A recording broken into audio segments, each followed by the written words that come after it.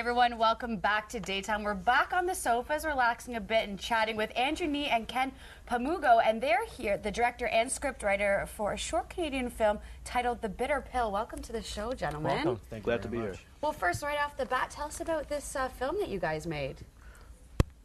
Basically, it's a short film. It's about 20 minutes, done on a 16 millimeter, and it all takes place about a lonely guy in an apartment, and he is trying to find ways of committing suicide, but doesn't have the strength to do it. So three people come along the way to help him lure to the dark side of ending his life. And it's suspenseful, it's a horror, and it's very well done. And it's 20 minutes in length. That's right. The whole film. And as well, it was officially selected at the New York Independent International Film and Video Festival, and as well at the Short Film Fest in Tokyo, Japan. That's right. That will be taking place in July. That's right. What a milestone for, you know, two independent filmmakers and your short film. I mean, I guess this is kind of anybody's goal with a short film, is to have it screened at festivals. Yes. Definitely. It was quite an experience. When I first heard of the film, the director, his name is Edris Nee. By the way, he's the actor, the lead. Okay, all right. He came at me with a 2-page synopsis, and he said, "Ken, I'd like you to write a movie for me." So I said, "Okay, I can do that." So I turned it into a 60-page script, and then we cut it down some more. And it was amazing, the experience that we were able to achieve from all this. We did it on about a $10,000 production budget, and it was amazing how we got everybody together, and it worked out very, very well. You mentioned a $10,000 budget. Wow. I find that, you know, pretty intriguing, and you're receiving critical acclaim, as Kim kind of alluded to. How did you manage to pull this off on such a small budget, as you mentioned, $10,000?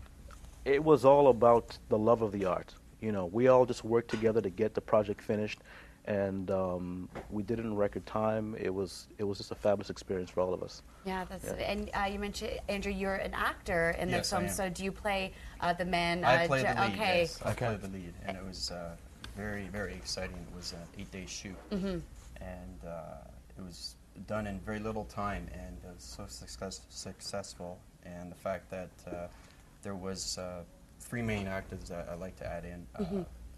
Marta LaGrady, she played the mother, and my ex-girlfriend played Tori Elliott, and my best friend George played Phil Hines. With all those 3 characters, I couldn't do it without him. Right, I thought it was a great cast. It's a really intense story, a psychological horror. How did you get into character for such a dark role?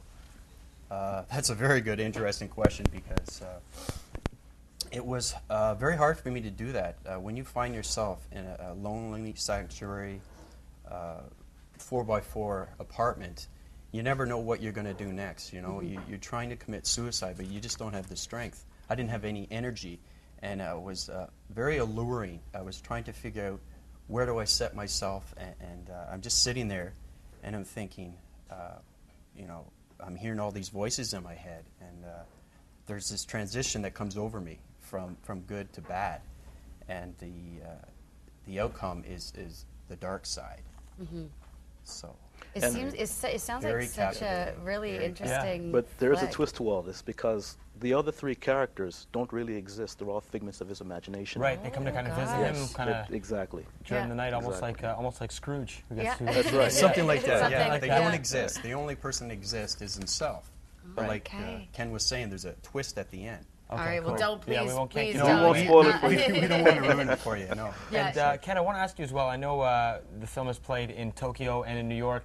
Rumors that it's playing in L.A., confirm or deny? I can't confirm that yet. We're still waiting to get word. Okay. We're not sure yet. But you're hoping to have it play in L.A.? Definitely. Right. And what inspired you to write this script? I mean, to put it together, where did this come from, your inspirations? Well, I have a very creative, vivid imagination. You know, if it calls for something that is crazy and out there, it'll take me little time to just think of something. Yeah. You know. So, but the crux of the story was actually based on something that actually happened. Yes, and the director told me about it, and I used that as inspiration to kind of work with that and develop a full script. Okay. Yeah. With these independent projects, I'm always so curious as to the process of how it comes together. What was the time frame in terms of when the director approached you, or what you would associate with day one to when we were actually done shooting and the film was cut and ready to go? It took about 6 months. 6 months? Roughly, okay. yeah, 6 months. We got it all finished in about, was it 2006. Yeah. 6 months and $10,000 later, there you are. Yeah. Right? Yeah. Wow. Yeah. And where, people out there, where can they view it anywhere? Can they see the film anywhere, or do they not have yet. to travel all the way over to Tokyo to Yeah, exactly. Yeah. to see it? Yeah. We're working on that right now. Okay.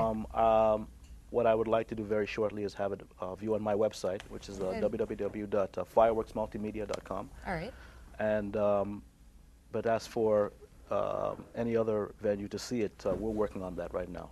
Okay, great. We have your website up on the screen there, Yeah. fireworksmultimedia.com. Gentlemen, you're two kind of captivating young men. You seem like you got pretty bright futures ahead of you in the industry. What's you very next? much. What's Definitely. Yes, you're welcome. That's the truth. What's next for you guys after this? I'm working on a film called 140 Kilometers to Pakistan. It's going to be filming in India. Right now, we're working out a $2 million budget.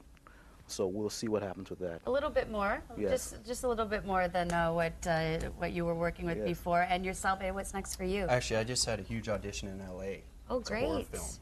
And it's about 6 strangers caught in a sunken castle, no food, no water, no way out. So I'm just okay. waiting back on that. Very cool. We'll keep our Hopefully you get fingers it. crossed for you there. Back to your project, you mentioned it's called, what was it called again? 140 kilometers to Pakistan. Pakistan, but it's filming in India, which is interesting. Yes. And it's, I guess it takes place in India, and then you're Actually, it takes place in Afghanistan, but we're filming it in filming in India. India. Okay. Okay, interesting. Yeah. All right, gentlemen, thank you so much for coming in. We have Thank the you for website having there us. where hopefully we can check out the Bitter Pill soon and not travel, like I said, all the way to Tokyo. Or Yes. maybe LA, that would be nice. Yes. LA would to be go. good, yes. LA would be nice to travel to, but come back anytime when you guys have new projects. When you're on big the stars, come on back to our humble come to studios our in little studio Mississauga. here. Anyways, guys, we got to take the break. When we come back, we're still cooking here on Daytime. Don't go anywhere.